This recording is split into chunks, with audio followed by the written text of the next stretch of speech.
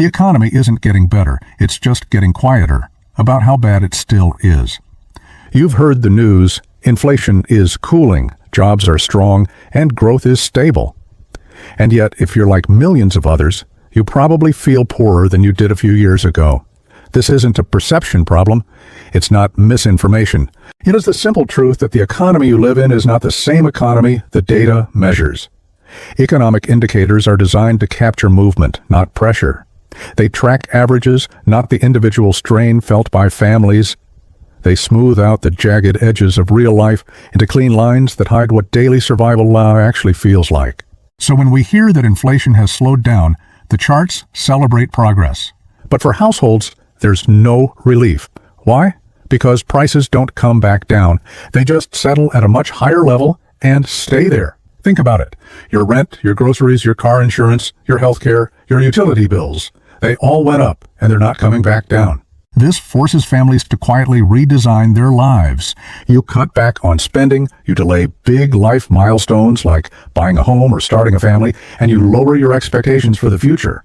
All of this happens while the headlines are screaming about recovery. And this is the first major disconnect. Economists and policymakers experience inflation as a rate of change, a number on a spreadsheet. But you and I, we experience it as a permanent shift in our financial reality. A new higher floor has been set, and it completely reshapes our lives long after the news cycle has moved on to the next big story. This gap is made even worse by a problem of timing. Policy acts fast, but life heals slowly. The Federal Reserve can change interest rates in a matter of months. The stock market reacts in days, sometimes even hours. But how long does it take for your wages to go up? Years? How long does it take to rebuild your savings after they've been depleted? Gradually, over a very long time. Your personal balance sheet recovers at a crawl. This means that by the time the data on paper says inflation has improved, most people have already absorbed the damage. We've adapted to scarcity. We've become more cautious, more defensive, and much less willing to take financial risks. It's a huge psychological shift that never, ever shows up in a GDP report or an employment statistic. And once that defensive mindset takes hold, it doesn't just vanish because the charts on TV turn green.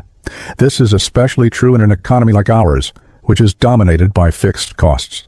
Your rent, your insurance premiums, your car payment, your subscriptions, your medical bills, these costs rise very easily, but they almost never fall. They lock households into rigid budgets with no flexibility, no room to breathe. So when things finally stabilize, it doesn't feel like relief, it just feels like stagnation. You're not falling behind as fast, but you're certainly not getting ahead. And of course, this pressure isn't spread evenly across the population. That's another thing the data hides. Averages are great at masking inequality. They don't show you how economic recoveries always reward asset holders first, while wage earners are left waiting for the benefits to trickle down. They don't show how the stock market can rebound much faster than paychecks.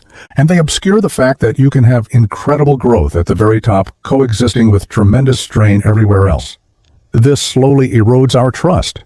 Not just in institutions like the government or the media, but in the very idea that hard work still leads to a better life. The economy doesn't run on numbers alone. It runs on our collective expectations, on our confidence in the future. When that confidence breaks, even good data loses its power to inspire action. People pull back, spending slows down, risk-taking fades away, and the recovery struggles to ever reach the kitchen table. This creates a strange paradox, an economy that looks strong from the outside, but feels incredibly fragile from within. You have officials on television declaring success and victory over inflation, while families are quietly pulling back, spending less, planning less, and prioritizing simple survival over any dream of growth. Now, this isn't an error in the data itself. The numbers aren't lying. The problem is we're measuring what's easy to count instead of what's hardest to restore. Things like confidence, flexibility, and trust don't fit neatly into charts and graphs. And yet they shape our economic behavior more than any percentage point ever could. This is why recoveries so often feel incomplete and uneven. It's why the system stabilizes long before people do. And it's why the economy can feel so much worse than the data says, without the data being wrong at all. Ultimately, it comes down to this. Charts measure the rate of change, but people carry the weight of accumulation. The data shows the pace of improvement, but households live with the accumulated weight of years of struggle and adjustment. And until that weight genuinely lifts, until costs actually loosen their grip, until confidence is truly rebuilt, and until stability lasts long enough for us to actually believe in it, the numbers can keep improving while life still feels heavy. It's not because the economy is broken in a way that data can't see. It's because lived reality always lags behind the story that data tells. And that invisible, frustrating gap between measurement and experience is where most of us are actually living our lives today. Thanks for watching. If this resonated with you, let me know in the comments.